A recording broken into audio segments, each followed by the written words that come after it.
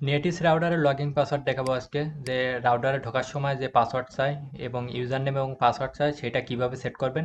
আর শুধুমাত্র এটা নেটিস রাউটারের ক্ষেত্রে হবে, অন্যান্য রাউটারের সাথে মিলে গেলেও যেতে পারে, সমস্যা না। তো নেটিস রাউটার নিয়ে অনেকগুলো ভিডিও তৈরি করছি, আনবক্সিং নিয়ে, রিভিউ নিয়ে, এবং যে সাইটটা কারণে ফেমাস সে সাইটটা কারণ দেখাইছি, এবং one of the best router মনে হয়। আর গত ভিডিওতে দেখাইছি যে কিভাবে সেট আপ করতে হয়। তো এক ভাই প্রশ্ন করছিল, সে ভাইয়ের আর কি উত্তর দেওয়ার জন্য আসলে যে ফার্স্টে কিভাবে সেট আপ করতে হয় সেই বিষয়টা দেখাইছিলাম আগের ভিডিওতে।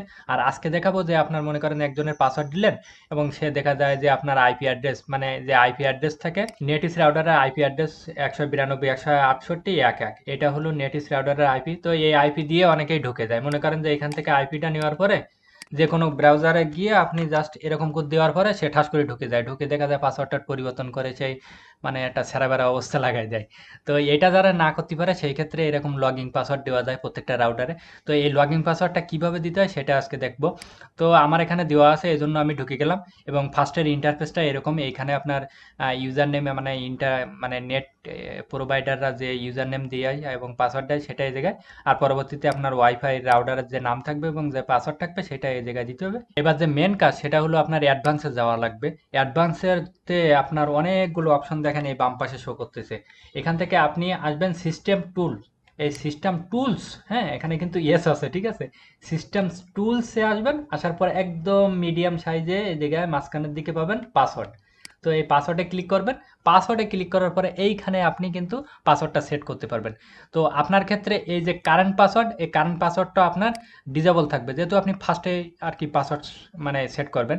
আর আমি যেহেতু পাসওয়ার্ড সেট করছি এই জন্য আমি যদি পাসওয়ার্ড পরিবর্তন করতে চাই তাহলে আগের যে পাসওয়ার্ডটা সেই পাসওয়ার্ডটা এই জায়গায় দিতে হবে। তারপরে আপনার ইউজার নেম এবং পরবর্তীতে নতুন যে পাসওয়ার্ড দেবেন সেটা, এবং আবার কনফার্ম করার জন্য আরেকবার দেবেন ওই সেম পাসওয়ার্ড।